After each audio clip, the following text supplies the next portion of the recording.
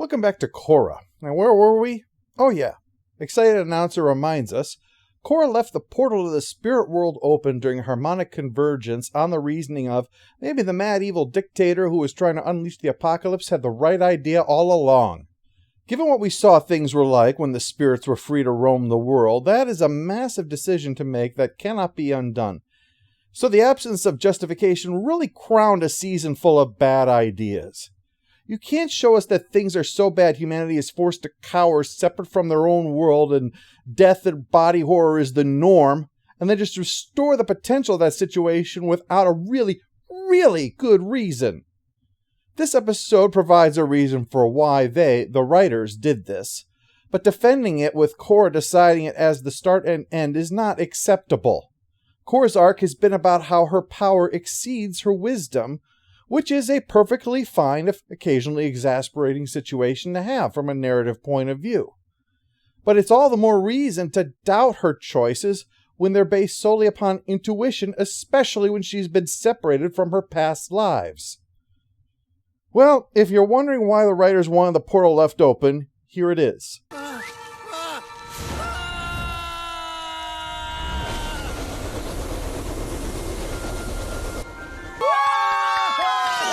We're back, baby! Meanwhile, Korra's trying to deal with the vines that have taken over parts of Republic City. Jinora takes the spirit side here because this is their home, except clearly all these houses indicate other people have their homes here too, and I'm fairly certain they were here first. To compound the problem of people losing their homes and livelihoods, there's also a problem with water distribution thanks to this, which is a problem when you have who knows how many people crammed into a single area. Denying them one of the basic necessities of life is a real issue. No wonder the president is unhappy that he's taking so much heat from this. He's at a press conference at this very moment. And he's not too pleased that there is a tree growing right through his office. So when Korra shows up, she's got an uphill climb. But my administration... Oh, I'm sorry. Did I put you in a difficult position by fighting the giant force of pure evil that was going to destroy the whole world? No, but it would have been nice if, after saving the world, you hadn't fucking broken it again. Korra's got an approval rating of 8%, which is especially bad because I believe that 9% of people think Close Encounters of the Third Kind was a documentary. Boomy tries sharing the news that he can airbend, except he can't do it on command, and Tenzin thinks he's just screwing around. It comes down to the little squirt sorting it out. We're going, Uncle Boomy! Cool, let's start throwing spoons at him next. Meanwhile, Mako's sleeping under his desk at the police station. Seems two of the people displaced by this vine invasion was him and Bolin, and he's here to focus on work. He gets a report at a shop that it's all smashed up. Seems the brother of this guy did it, except not in a rage. Well, I mean, not exactly. He was in a rage, but he didn't start smashing things. He just called up a sort of a storm into being, and it smashed the place up. Yeah, my kids tried that line on me too. It didn't work a third time. Mako's skeptical of the idea that this guy is an airbender. Not the first door Mako's taken to the face. He and Beifong come by to tell Tenzin about it, who is delighted at the idea that there is a new airbender, naturally. But that being out of the way creates the opening for Mako is awkward around Korra after what happened, which we are all invested in to an unfathomable degree, like the way the distance between hadrons is unfathomable. So while the cops search for the airbender, Korra and Asami start their own search, with the plan of also teaching Korra how to drive. Yeah, this will help build further goodwill in Republic City. After some bonding, now that neither of them are chasing the same guy, we get... What are you doing living in the middle of the road in the first place? Don't ask me, Avatar. You made the world this way. We're just living in it. Even the spirits think it was a horrible idea. Tenzin and the airbending kids discuss the idea of this, including the rebuilding of the Air Nation, which we'll table for now. YouTube doesn't like when certain vids get too long.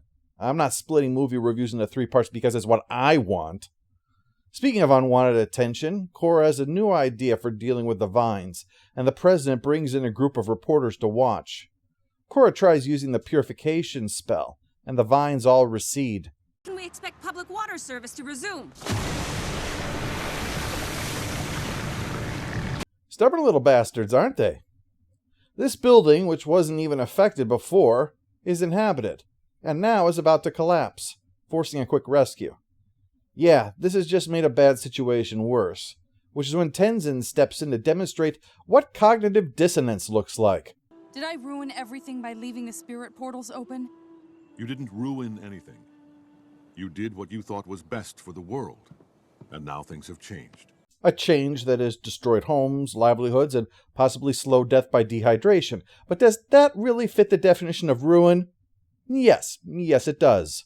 Your job isn't to fix the daily problems of every person in Republic City. Not even if you caused them. You don't come off in that story as well as you think you do. Your responsibility is to bring balance to the entire world. And that means no matter what you do, some people are not going to be happy about it. Like your victims. But Tenzin is like, you restored airbending, which makes me happy, ergo you are a great avatar. He doesn't add screw the poor because it's meant to be inferred. It seems like I should be wiser. True wisdom begins when we accept things as they are. I realize I'm about to bring down wrath, but it's the word accept in that sentence that pisses me off. Acceptance is when you resign yourself to a situation you cannot change, but it is not the beginning of wisdom. After driving drunk through a red light into a car and paralyzing everyone inside, it's not the beginning of wisdom to accept that I can't change the outcome of my fuck-up. It just makes me self-aware of what a fuck-up I am. I'm not a philosopher, but I say true wisdom begins when you can objectively assess your actions and their consequences, because wisdom is about the ability, in times of strife, to draw upon all that experience has given you to guide your actions. That's not saying, well, can't please everybody. Or put another way, if I construct a dam to provide power and water for an endangered species habitat, but I found out afterwards that thousands of struggling people downstream must abandon their village because of that, simply accepting it happened is not wisdom. It's a sign I didn't think before I acted. There are 2 pieces left of this episode, but we're going to hold it over for tomorrow because they tie in greatly with episode 2, and also I'm pretty much out of time. Damn bots.